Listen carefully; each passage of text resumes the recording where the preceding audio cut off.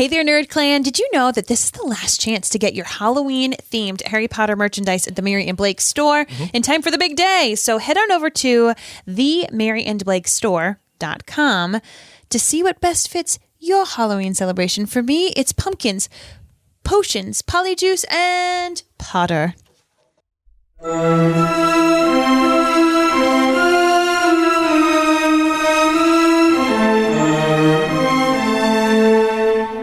Way from Providence, Rhode Island, welcome to the Potterverse. It's a podcast dedicated to the book and film universe of Harry Potter. So grab your favorite wands and time turners, and let's step into the night and pursue that flighty temptress adventure.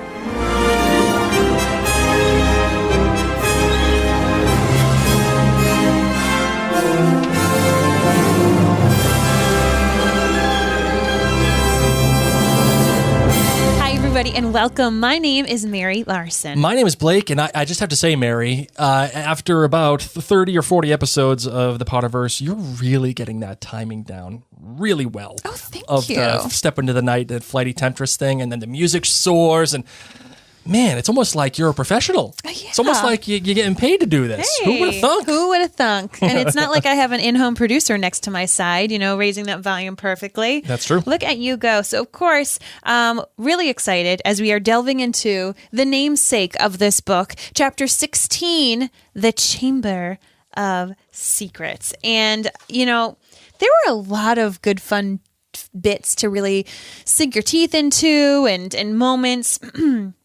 But Snape stepped forward. "Just the man," he said. "The very man. A girl has been snatched by the monster, Lockhart, taken into the Chamber of Secrets itself. Your moment has come at last." Lockhart blanched. "That's right, Gilderoy," chipped in Professor Sprout. "Weren't you just saying last night that you've known all along where the entrance of the Chamber of Secrets is?" "Yes, didn't you tell me that you were sure you knew what was inside of it?" piped up Professor Filtwick. "Did I? I didn't recall." "I certainly remember you were saying you were sorry you hadn't had a crack at the monster before Hagrid was arrested," said Snape. "Didn't you say that the whole affair had been bungled and that you should have been given free rein from the first?" Lockhart stared around at his stony-faced colleagues. "I really never. You may have misunderstood." "We'll leave it to you then, Gilderoy," said Professor McGonagall. "Tonight will be an excellent time to do it. We'll make sure everyone's out of the way. You'll be able to tackle the monster all by yourself. A free rein at last." Love this, because now it feels like all of the professors either have known or now know that Lockhart is a disaster.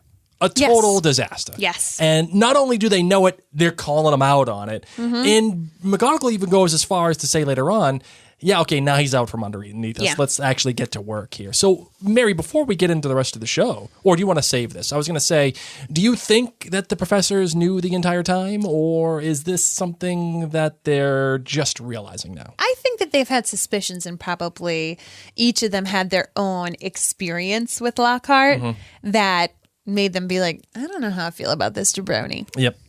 All right. Well, I also wanted to say that today I'm wearing my Professor Lockhart free of charge. Free of charge. Wearing my free of charge shirt just for everybody at jointhenerdclan.com and everybody that's watching us live all right the now. Lockhart fans. All the Lockhart fans, all 10 of us. Get yours at the Mary and Blake store. Yes. Just awesome. Well, of course, you can find out all of our other podcasts at maryandblake.com to find that. But we want to just take a quick moment to thank our friends at jointhenerdclan.com. This is an amazing community of people who, from the goodness of their hearts, spend as little as they would for a cup of coffee once a month to make sure that the Mary and Blake podcasts keep coming. And I wanted to make sure that you all knew, because tomorrow, This Is Us starts back up. Yes, it does. And I know a lot of you love This Is Us. And we have a companion podcast called This Is Us Too, TOO. And that's going to be happening every single Wednesday night. We're going to be going live on our social media accounts around 8:15 to talk all about the latest episode of This Is Us. Don't worry. Potterverse is going to continue, but I will let you know that in between Chamber of Secrets and Prisoner of Azkaban, we are taking a very brief hiatus as we are going to be binging The Crown. So if you yourself love The Crown, that show on Netflix, you may want to be at jointhenerdclan.com. Why, Blake? Especially because if you love The Crown, only the members at jointhenerdclan.com are going to get Keep Calm and Crown On, our podcast about The Crown. So I'm very excited about it. So make sure you do go there, jointhenerdclan.com and check that out and get access to it. We'll be doing it the week of the 15th, I think. Is that the... Yes. Yes, that's it comes out on the 15th, and we'll start podcasting about it on the 17th. In 1 week, we will do every single episode of season 4 of The Crown. We're probably going to be British by the time we're done. We're going to be brain dead by the time we're done. So we'll see how that turns out. Marvin, are you ready to get into the show? Oh, my goodness gracious. Yes, we are. Let's do it. I solemnly swear that I'm up to no good. Okay. It's time to step into the Chamber of Secrets. Whoa, you got to let the music run. And now you can go. It's got to come down a little bit. It's got to come down.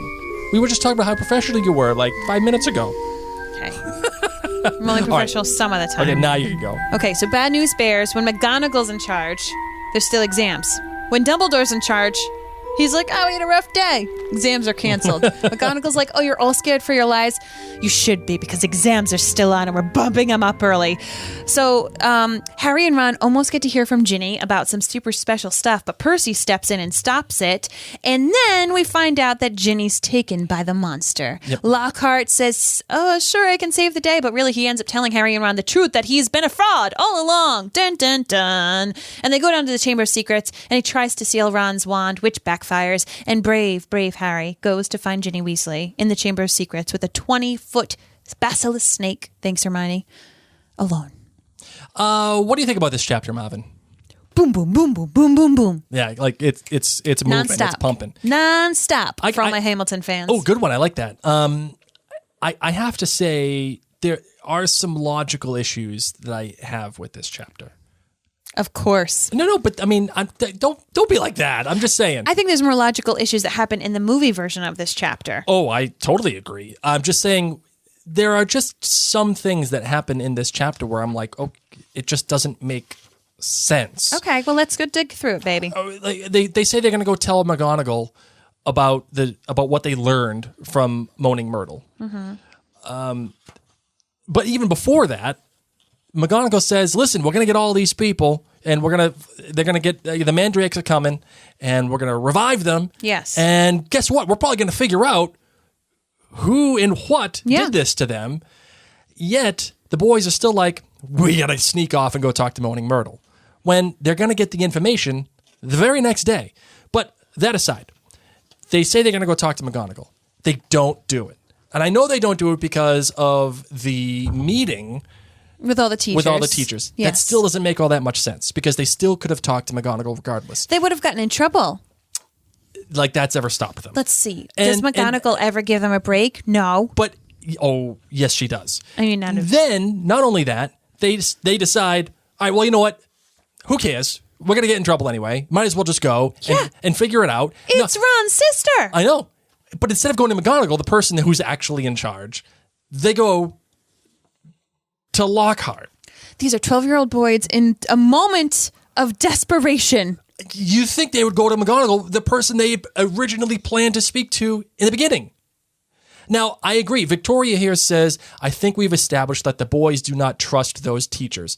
Agreed. And I'm not the one suggesting that they do. They are, in text. They're suggesting, hey, let's go tell McGonagall. Now, if this was just me making this up, I would agree. It would be a straw man argument. But it's not. They're the ones suggesting it. And they do go tell the teacher. It just doesn't make any sense that they're telling that teacher.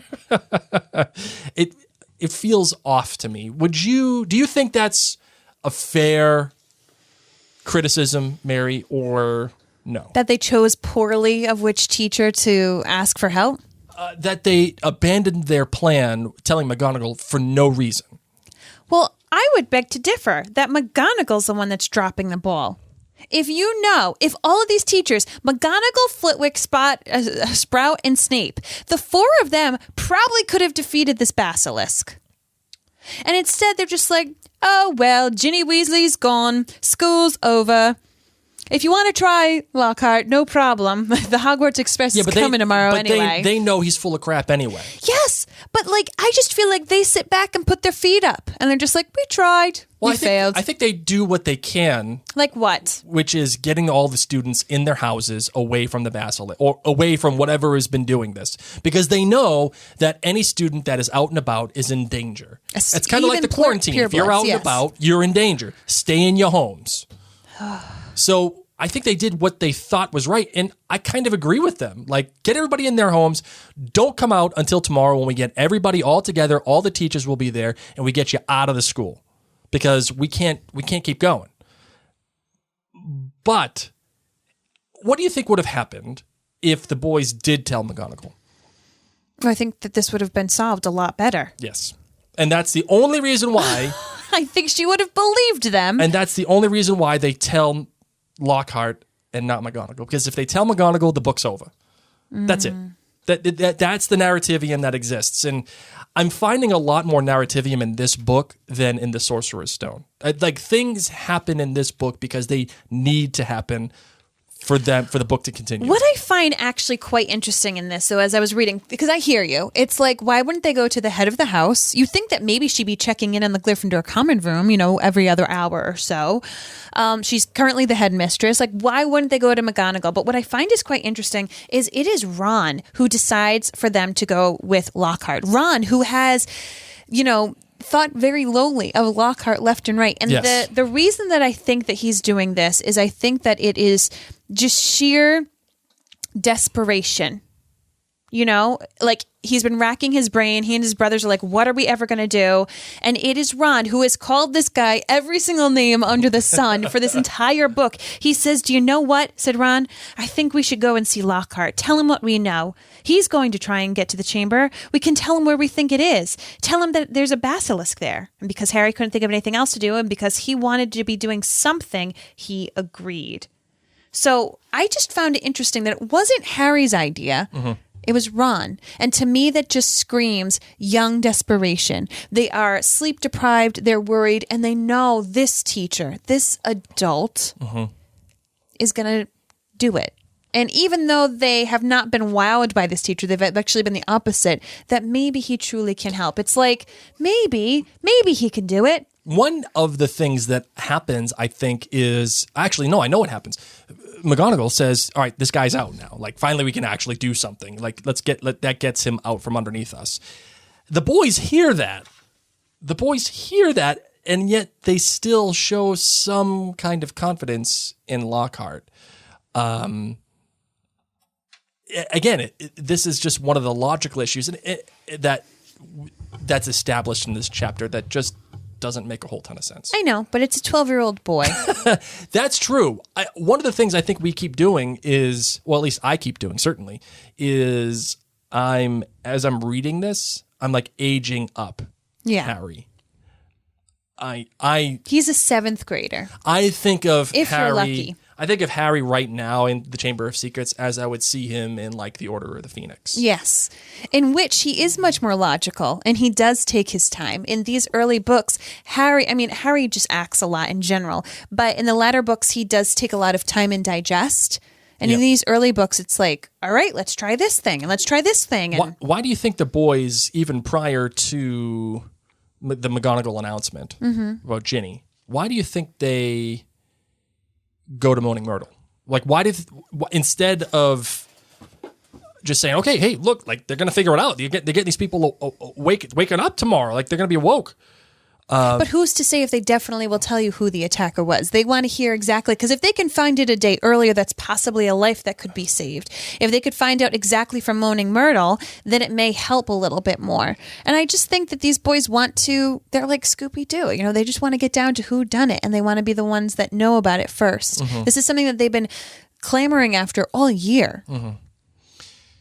Yeah. This is a Gryffindor. This is totally Gryffindor. Like, they're like, okay, we could find out maybe tomorrow, or we could find out right now. Let's do it now. I can you know what? As much as I don't like the choice, I kind of see it. I kind of see why the choice was made. I would have done it. It's like study or go ask Moaning Myrtle who killed her. That's true. That's true. And we're 12. And like the other thing too is that they know that Lockhart is not that reliable because he's the one saying, I'm out on this. We already know it was Hagrid. I got stuff to do. I got things doing. Ron even says, yeah, like curl your hair probably. Why the heck? Even after, and that's how they sneak away. They're like, oh yeah, you don't have to watch us. It's fine. Why in all that is good would they go to Lockhart? Because they're actually, they're 6th graders. So think about that. Think of 6th graders. Uh-huh. It's like, I don't know. He's already on his way. He's already going. Maybe he does know where the entrance is. Let's just try. What could go wrong? What could go wrong? Everything. And I'm not going to lie. I think Professor McGonagall has disappointed Harry. How so? Well, back in book 1, they've tried to tell her things before and tried to insist like this is a big deal, and she's kind of pushed him aside. Professor McGonagall has never been the one who's been like, oh, do you know more about what's up? It's actually been Snape who's like, and Snape and Dumbledore who've been like, I think there's more than you're telling me. But McGonagall has just kind of been like, of course it's always you guys. You're the ones always in trouble. Sure. Oh, we need to talk to Dumbledore. No, you don't. You're 11-year-olds. Like, you can wait. That's a fair criticism. It's like, why is she going to take me seriously now? And I'm going to tell her that I went to the Forbidden Forest and asked a giant spider. But they're the ones who suggested to do it to begin with. Again, I'm not creating a straw man here. This happens within text. They're the ones who plan to go to McGonagall. They're the ones who suggest that that's the right thing to do. Yeah, and then they hear that Ginny Weasley, Ron's little sister, and let's be real, already the object of Harry's desire, is taken and possibly dead. You can't think logically. But what about that distinction makes you choose Lockhart over McGonagall? Because your brain is on autopilot and Lockhart is going. And you're like, all right, let's at least try that. They're desperate. Yeah. They're depressed and desperate. And they're like 12. But this... Can you just give these poor little boys a break? Well, actually, I want to move on to the next thing. Thank goodness. This is all after the teary acknowledgement of the boy's relationship with Hermione. Oh, yes. So that would suggest to me that they understand McGonagall. Through McGonagall, yeah, you're saying, okay. Yeah. McGonagall has an understanding of their relationship with Hermione and their... urgency of trying to see this thing over. That to me means she would be more sympathetic than she was in book 1 when she just dismissed, two kids. I think that this was McGonagall acting out of duress and made a poor choice, in my opinion. I think she's crying because she's overwhelmed. She's only been headmaster for 5-6 months. Things are just going terribly wrong. Sure, you can go see him. I just felt like, when you're just so burnt out and you're like, fine, yes, you can eat cake for dinner. Yes. That's how I feel. That's like, true. Honestly, that's I think how we were on that's Sunday. I think that's where McGonagall's crying, even though it's like, oh, their friendship. No, when I read this, I was like, no, this is a tired woman who did not sign up to be headmaster, didn't get the bonus, did not get the paid vacation. Oh, no way. She should have been gone by now. Seriously, she should have been to Majorca 3 weeks ago. Yeah, she had to cancel that trip. And it's like, oh my, fine. Eat cake. Go see Hermione. And I don't know. And they're purebloods. So, whatever. You're not going to die. Harry's not a pureblood, is he? I mean, he's a mixed blood, but in this kind of sense, he's not Muggle born. I just think that's McGonagall. Oh, here it is. Here's the way that it reads. Of course, she said, and Harry, amazed, saw a tear glistening in her beady eye. Of course, I realize that this has been the hardest on the friends of those who have been... Well, I quite understand. Yes, Potter, of course you may visit Miss Granger. I will inform Professor Binns where you've gone. Tell Madame Pomfrey I have given my permission. Harry and Ron walked away, hardly daring to believe that they avoided detention. As they turned the corner, they distinctly heard Professor McGonagall blow her nose. That to me reads more sympathy than resignation. No, I know. This is my canon in my head. Oh, okay. This is me making it up. Okay. Being like, how does McGonagall actually feel at this moment? Yeah. She just wants a nap and Doritos. Oh, yes. That's all she wants. So much melatonin. Many Doritos. And here Harry's like, oh, she's crying because she feels so bad. She's crying because she does not like this job. And then it's followed up, though, by a really interesting comment. One that makes me feel really bad for McGonagall. And almost, It's paining you to say this. What is it? Almost like, what are you doing? Like, you just took advantage of an old lady. That, said Rod fervently, was the best story you've ever come up with. It feels a little... No, that's Ron. Ron isn't always tactful. This is why I think that I'm Ron every once in a while. Right? Like sometimes I say things that I probably... You said something on... I know we're not going to say it, but you made a comment when we were having faux Thanksgiving with your family on Sunday that, Mary had a butterbeer or two and said something to her mom that just really shouldn't have been said. She took it well. She did take it well. I will admit that. She took it in stride. As a matter of fact, I think that she almost didn't hear it. Mary referred to her mom as a name. Stop. That probably shouldn't. Well, she was acting that way, and she was trying to apologize, and you didn't seem to comprehend what she was trying to say. So I said she's apologizing for being a bee. Yes. Because you were like, well, what are you trying to say? You're acting so weird. And she was like, well, I'm so sorry. I'm so sorry for, how I just acted and how I did this. And you were looking at her like cross-eyed. And I was like, she's apologizing for her poor behavior that she was being a bee. Oh, man. This is why I sadly am Ron Weasley. Like if someone was reading it, they'd be like, oh, Ron. If there was a sound that I could have made at the time, it would have been this. Shame.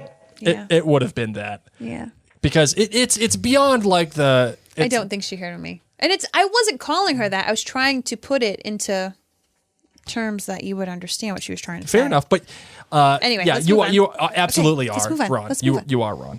The more and more I think about it, you're totally Ron. I know. Another thing that I want to bring up too is the Ron is Russell in Up. Yes, totally. My this arm whole crux hurts. makes my arm hurt. Yeah, which one? Hurts. My knee hurts. Yeah. Another bit of logic that kind of pops up is the likelihood of no one noticing a note in Hermione's hand. You know whose fault that is. You got to defend that one. Madame Pomfrey. She is HIPAA compliant. But she is not a thorough nurse. How so? She didn't take the paper out of Hermione's hand. You would have thought that she would have, given her a sponge bath by now. And that girl's been petrified since Christmas, and she's in puberty. So stinky. In the movie, they're wearing the same clothes. Do they not defecate? What is going on? I'm trying to use nurse terms. Do they have a urinal? What is going on? Oh, Madame Pomfrey did not examine her patient. Everyone was like, oh, is anything wrong with her? Any evidence as whatsoever could be going on? Nope. I mean, I love Madame Pomfrey. She does a dang good job. You got some broken bones. Uh-huh. You get bit by a dragon. I'll take care of that right away. Petrified. She's clueless. You want a sponge bath? Mm-mm. Oh, I don't get paid for that. She is like, why? I wish I could be in St. Mungo's. They do not smell as bad. Maybe she was supposed to vacation with McGonagall over in Majorca. That's why she put the tarp back up around Hermione, because she was stanky. She had the stanky leg. Bam! Just like that. A winner! What's that thing that our son loves? The Febreze air? Oh, goodness. What is it? He sprayed the whole can again. Yeah. Air effects. Oh my gosh.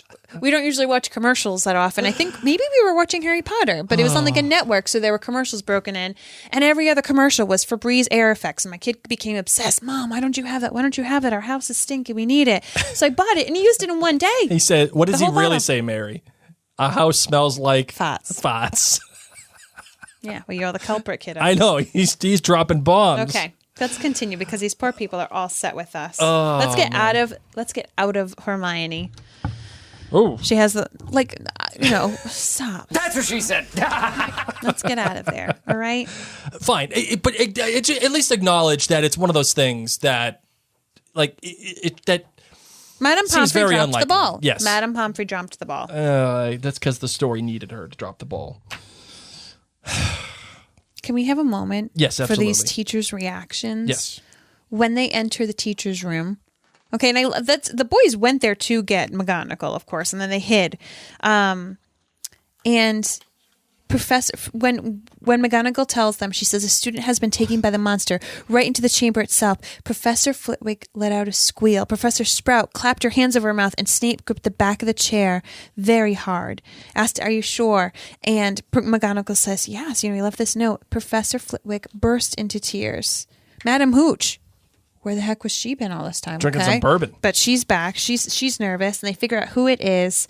And I just thought that this was such a, like, these people don't have their leader. These professors don't have their leader. They've got this monster terrorizing them. They know that their jobs are at stake. They know that the safety of the children are at stake. And now it's actually happened. And each of these teachers has taught Ginny Weasley. Mm-hmm. And it's a pure blood, which makes it even scarier, Right. because now the variable that they thought was, okay, the mudbloods can possibly, the Muggle-born can possibly get petrified or killed. Now it's all out the door. Now everything is out. And in the midst of it all, we still have this subplot or substructure that is happening beneath the surface, which is Percy. Percy is still doing things that are very odd. And as much as I don't like the logic of this chapter, I do appreciate the attention to detail and the engineering Yep. of this subplot with Percy throughout the entire book. If you were to break down this chapter, I would be hard-pressed to say that you would be wrong if you suggested that it was definitely Percy that was the person who was in charge of the chamber Opening of the chamber. secrets. Yeah, the way that he's been acting, the way that he's turning Ginny down, saying, no, if you're done, take a hike. And then he's saying, oh yeah, she saw me doing something. It wasn't the Chamber of Secrets though. No. No way. It wasn't that at all. I promise. It was something else. But don't worry about it. It's fine. That to me is, that's your typical way of suggesting, oh yeah, it's this person. But on the other hand, there's a great bit of self-awareness from the author when she brings up Lockhart towards when he's in his office and he's packing everything up. He says to Harry, "Books are misleading." Mm-hmm. I find that simply awesome because in parallel with the Percy subplot, we have the stuff going on with Lockhart at the same time. And the author is revealing that Lockhart is a mess. Yep. You kind of believed that he was a fumbling idiot, but you never believed the fact that he was actually doing these terrible things by stealing people's stories. Idiot. And the author, has laid all this out the entire book. And I find that story engineering fantastic. Would you agree with that? I totally agree. When you just said fumbling, I thought of bumbling, and it took me to Goblet of Fire when Professor McGonagall's teaching the kids how to dance, and it's like bumbling, blah, blah, blah, blah, blah, boons, and like Fred and George go back and forth. So sorry, I just had like this little moment. But yes, I agree. Yes. Well done, author, with Percy. Yes. And then in Lockhart at the same time. Yes. And building up to that moment of the reveal, building up to... This was unexpected. The how bad Lockhart is. And then Yeah. as he really comes out and is like, I literally did none of it, but I'm extraordinary at this particular charm. And now I'm going to take care of your memory as well, since I'm packing up. And this, of course, is when Harry reached for his wand just in time. Lockhart had barely raised his when Harry bellowed, Expelliarmus! Lockhart was blasted backward, falling over his trunk. His wand flew high into the air. Ron caught it and flung it out of the open window. Imagine just being downstairs. Shouldn't have let Professor Snape teach us that one, said Harry furiously, kicking Lockhart's trunk aside. Let's just raise an invisible glass for Professor Snape for teaching Harry once again Yeah, I know. his signature spell that he's now used not only to disarm Draco, Yep. to disarm Lockhart, he even uses it against Voldemort. This is his most important spell, and he even gives Snape the credit. This is a nice book because it gives Snape a moment. Yes. He is not the target whatsoever. He just gets dripped in here or there where he still has those little interactions. But on the flip side, Harry has now used this spell twice and accredited Snape for it. Sure. You And know? it's that story engineering that the author is doing that is right in front of your face, but because you are looking at the story through Harry-colored glasses, Yep. you don't see the benefit that Snape is giving him until it's said to you or until it really means something much Yes. later on. Except then in when the Harry books. uses Expelliarmus on Snape in the next book. Yeah, not so great. Not great. Not great, Bob. The boys, of course, come on down to the bathroom to go see Moaning Myrtle, when they have Lockhart with them. And she gets to go into how she died, and she's so excited that this is something that they're asking her. And they go to the sink, and I love that it takes Harry a couple of times to open the Chamber of Secrets, that he has to look at the snake carved into the bottom and squint and kind of move his head to make it look like it's moving. Yeah. He has to fake it for He has himself. to convince himself that it's alive. Yeah. I mean, how many times have you had to do that, to convince yourself you're okay? I mean, I know I need to do that when I'm getting a shot or having my blood drawn. I have to just pretend this is going to sound so silly. Hold on, let me get my nerd button ready. Okay. Go ahead. When I'm getting a shot, when I'm getting blood taken, that's a whole different story. I'm not okay. But when I'm getting a shot, it's a lot easier on me because nothing's leaving my body. Sure. So instead, I close my eyes and I pretend that I'm walking into the land of Narnia from the wardrobe. Okay? So I'm going through and I feel the evergreen needles brush my arm, and I just think that was just an evergreen needle.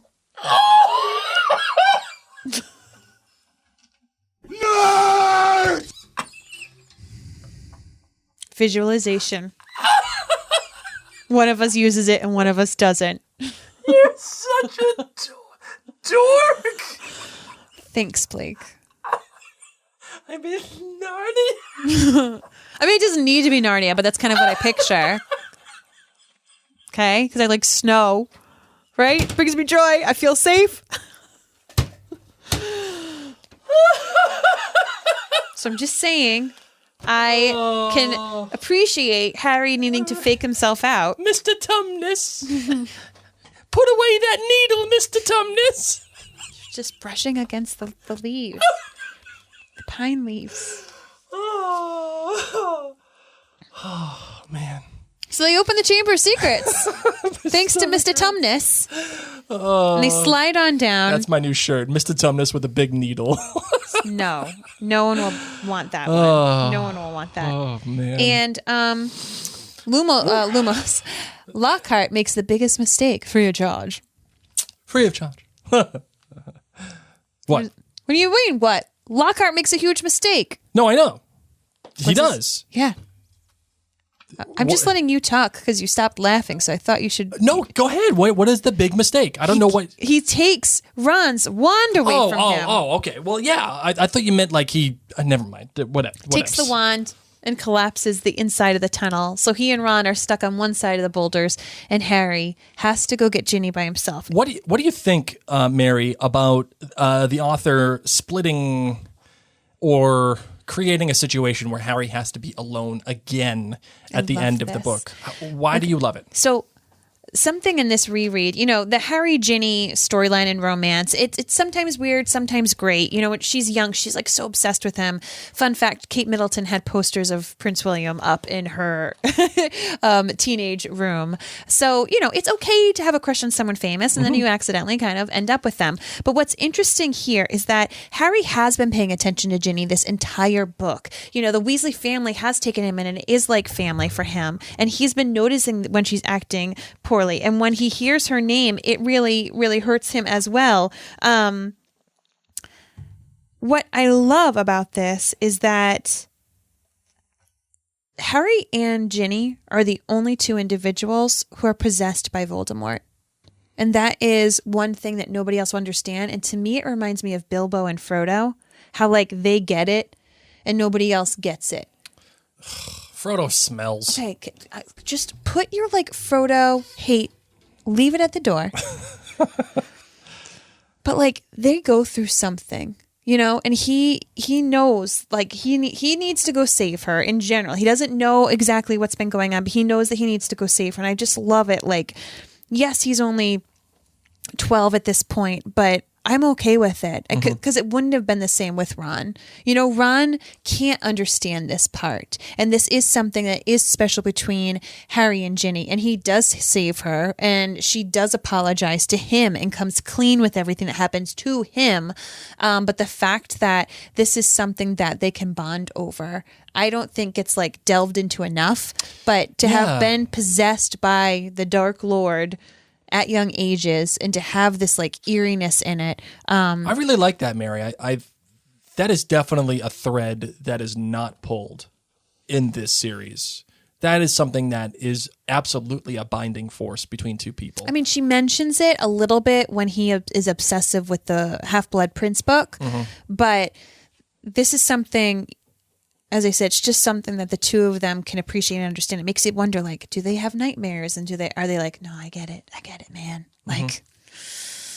So, and does this mean that Ginny can speak Parseltongue? Well, she must have had to have spoken Parseltongue. Does she remember how to do any of it? No, I think that's as a result of... Wouldn't that be cool if she remembered some words and then she and Harry could be it'd be like Ping Latin, pass me the extra pancake that Ron can't see. Oh, man. Yeah, so I'm okay with Harry being alone because he needs to see Voldemort alone.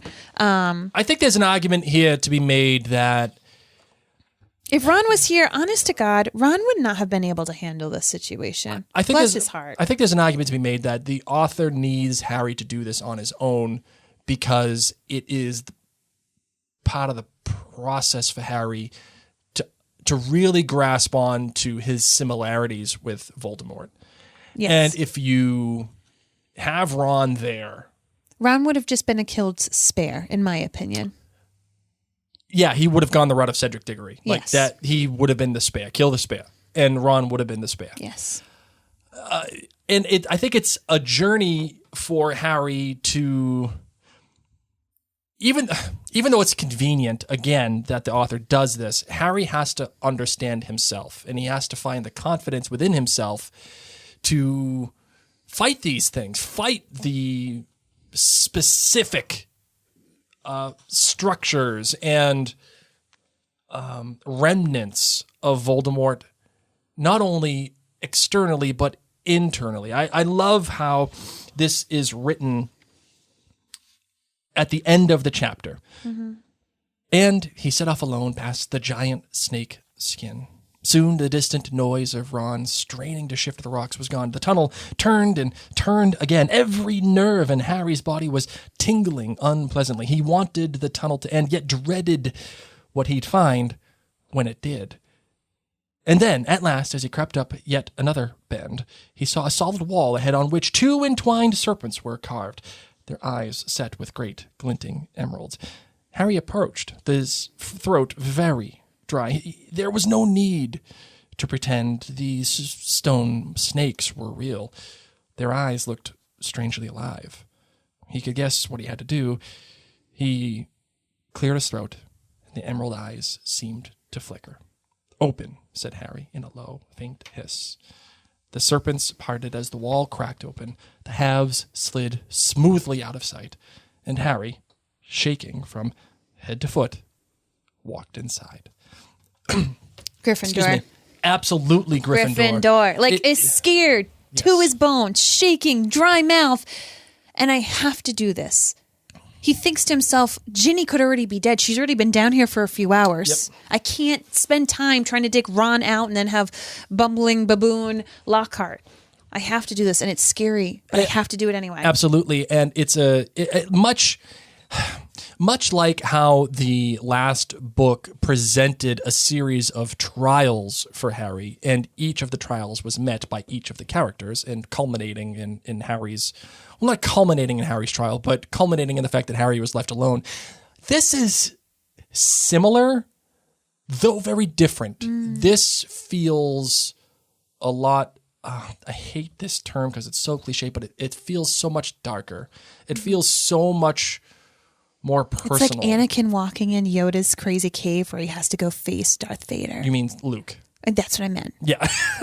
Luke. Yes, absolutely. That is Like, you need to face your fear alone. that is an absolute apropos example. Narnia, Lord of the Rings, Star Wars. Come at me, bro. So many good nerdiness things happening here.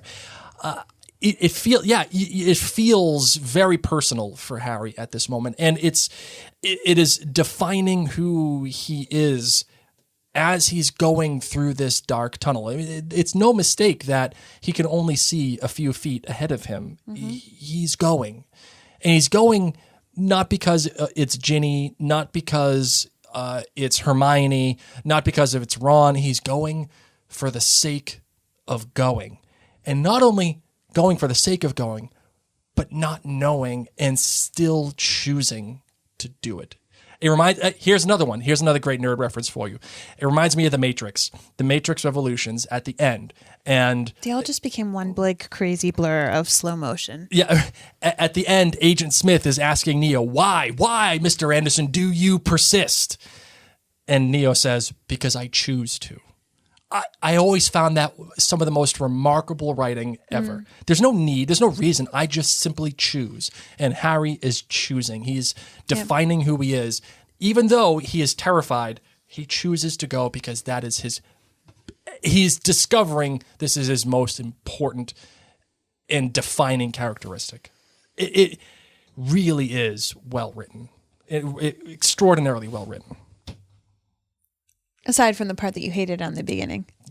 Yeah, because the logic is what it is. It's the book needs these things to happen, but the theme I know. and the thematic choices of it all are brilliant. Okay.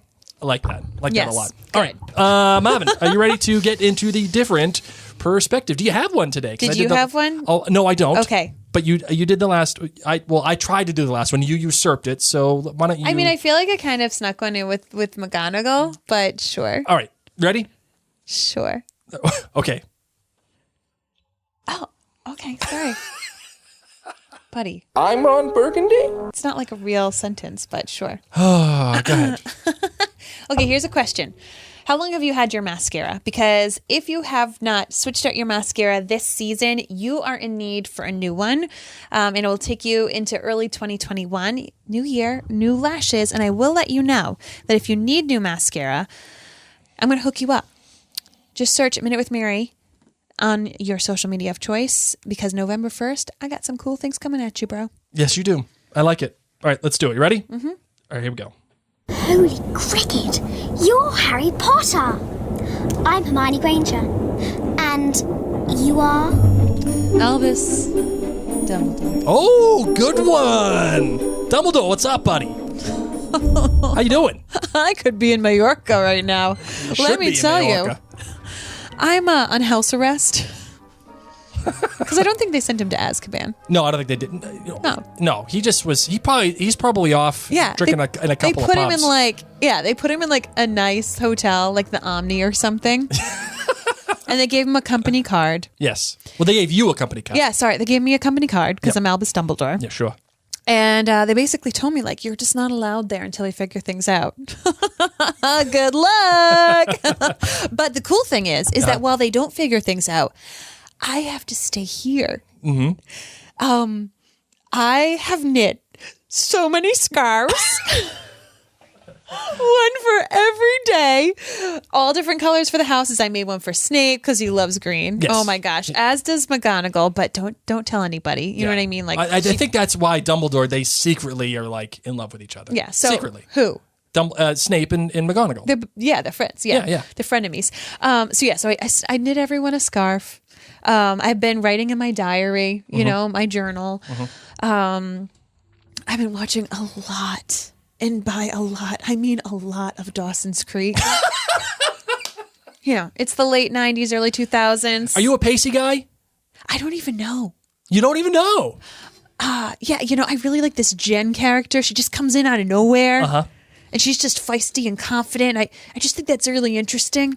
So McGonagall's told me she doesn't want me to be worried, so she's not really updating me on much. I assume things are okay. Well, you know what happens, Dumbledore, What? when you assume things. What? You make an A of yourself, and you make an A of everybody else. Oh, well, but it's not my problem, man. Because I'm out. Yeah. Because you're out. How much cake are you eating? There's this thing that the Muggles have called room service. It's Really? like house elves. But they knock on your door. It doesn't just... No. It's amazing. It's amazing. So I'm having a great time. I don't know what's going on at Hogwarts, but I'm having a blast. But you're coming back, though. Like, you found out that you got to come back. Are you sad about it, or are you happy? Because you know what? Hold on. What do you mean I'm coming back? You told McGonagall that you're coming back. It says it right here in this book. It says Dumbledore's coming back. Everybody was all happy that you were coming back. She made some assumptions, okay? You know what happens when you make some assumptions, right? We'll see it when I see it. Do you okay? feel bad? Do you feel bad that you left everybody in the lurch? Listen, man. I've done my time. They can figure this one out. You know, that one day I'm not going to be here. Hopefully that won't happen for a long time. It's going to happen sooner than we think.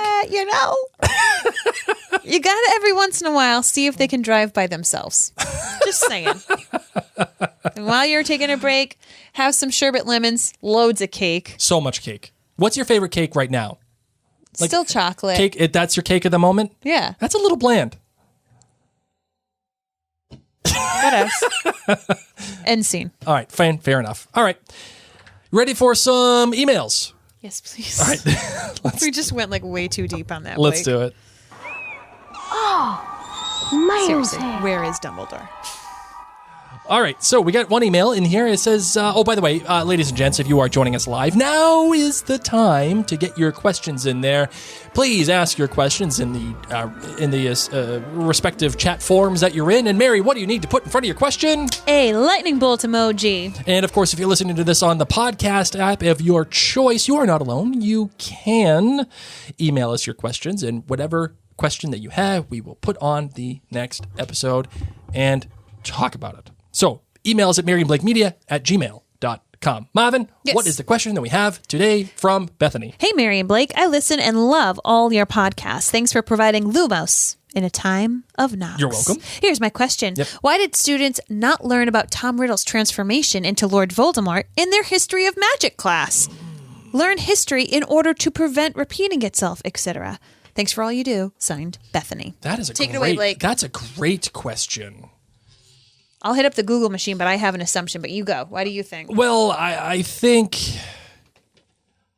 that's a great question.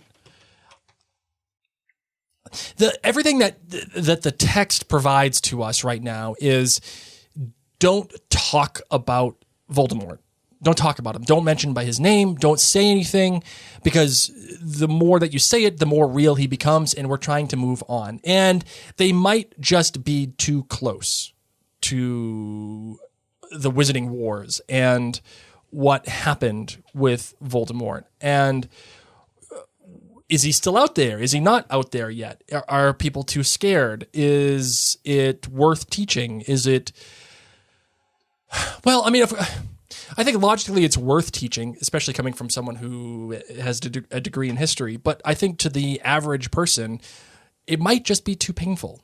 It might just be too much. Maybe they don't know enough. maybe they're not sure about Tom Riddle necessarily, and the transition is, in fact, Voldemort really Tom Riddle? Do people know that? That's the real question. Well, his professors must have. Yes, that's true. Like Slughorn remembers teaching Tom Riddle as Yes. Tom Riddle. Right. But So it wasn't just Voldemort. It just wasn't Dumbledore. Like Dumbledore knew, okay, it was Tom Riddle. He did the Chamber of Secrets. I don't necessarily know if because nobody else really knew or pulled two and two together that it was Voldemort, aka Tom Riddle, who opened the Chamber of Secrets. But they know that Tom Riddle became Voldemort. Here's what I think. sure.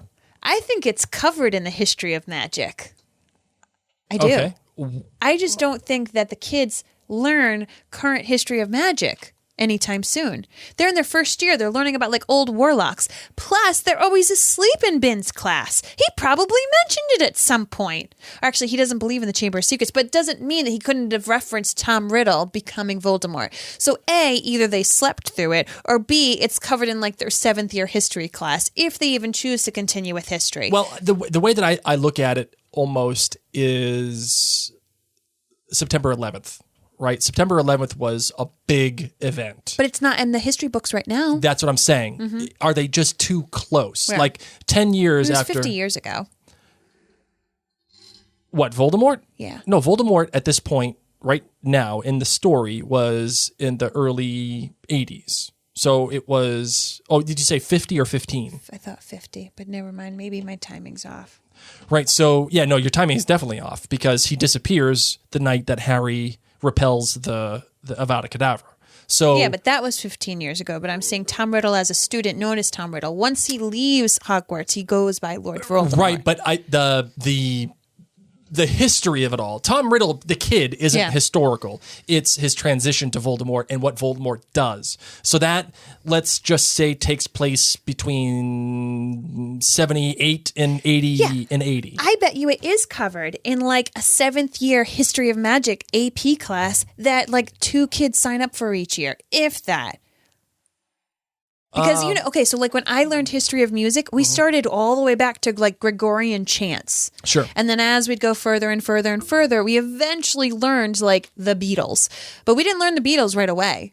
We learned the history, starting with the oldest and then moving forward. And I think that that's how history of magic is taught. So that's what I think it is. I think you don't learn it. But there's one other thing that comes to mind here. What? You may not have learned academically about the Beatles, but there is an inherent pop culture knowledge about the Beatles that would present them to you. Because it's not the scariest thing in the entire world. And we say their name.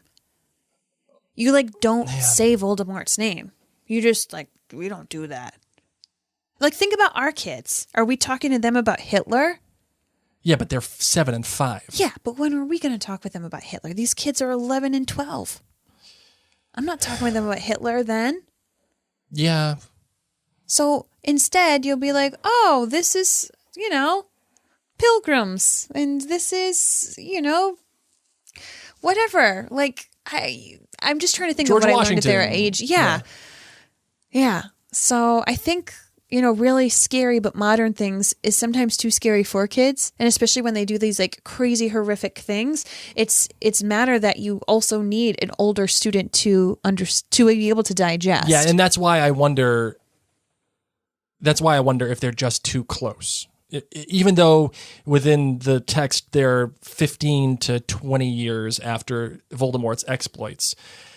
The other thing that happens too is that nobody knows where Voldemort went. Yeah, so that's the other reason they want to teach it. Like, think about things that our country has messed up royally. Sure. They don't teach that to you in school.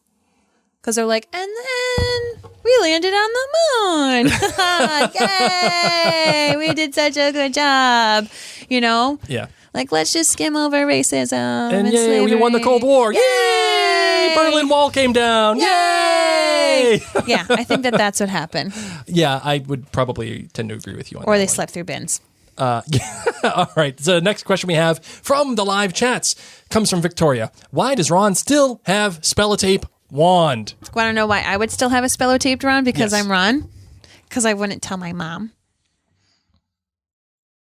Good I'd one. be so afraid of telling my mom. Getting that howler probably was a little The intimidating. last thing I'm going to do is tell my family that I broke my wand in that car crash when I crashed their car.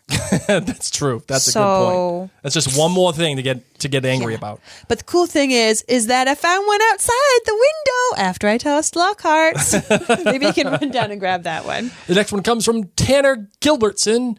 Tanner asks, what would you ask a snake if you could speak in possum tongue? I'll tell you what I would ask. You want to know what I would ask? Yeah. How do you move?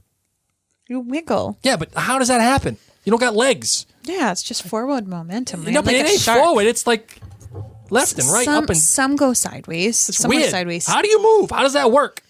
Like, what does it feel like? No, I don't have legs, but still move. Yeah, that's the thing I would ask. Like, how does it feel? Like, if you're being touched on that much of your body the entire time, does it just feel like something's like rubbing like all over you and you're just like, too much sensation? Way too much. What happens if it's like hot out? Does it burn? You just say, ouch, ouch, ouch, ouch, ouch, ouch, ouch, ouch, ouch. Let's see if we have any other questions. Everyone's talking here. Denise asks, what if your nose gets itchy? How do you itch it? You just rub on the ground as you go. Oh, man, that's funny. Well, on that note, I think we're good with our questions and we are set to close the show. All right, let's do it, shall we? Yes.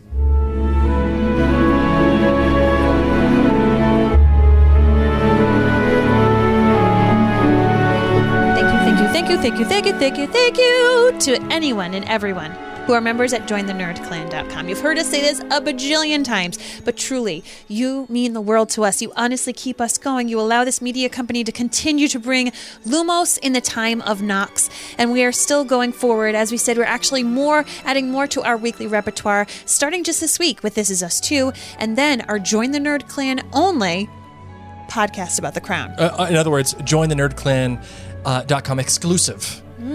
See, there you go. I ain't a professional for no reason. I'll tell you that. So if you enjoy our content and if you want access to the Crown podcast that's going to be coming out mid-November, please head on over to jointhenerdclan.com, where as little as a cup of coffee, just once a month, will help contribute to making this possible. And you get to be a member of all the great things that we have going on over there, and part of that great community where people are just free and open to talk about whatever the heck they want. And plus, our Christmas card is coming up soon. Ooh. And our Christmas gift, which if you like, I don't know, Harry Potter, or if you like, I don't know, Outlander, you're going to want to make sure that you're on our list. Something very special I'm putting together for everybody. Something special. So we send Christmas cards, we send gifts. You can see all that in the rewards at jointhenerdclan.com. On that note, my name's Mary Larson. And I'm not a snake.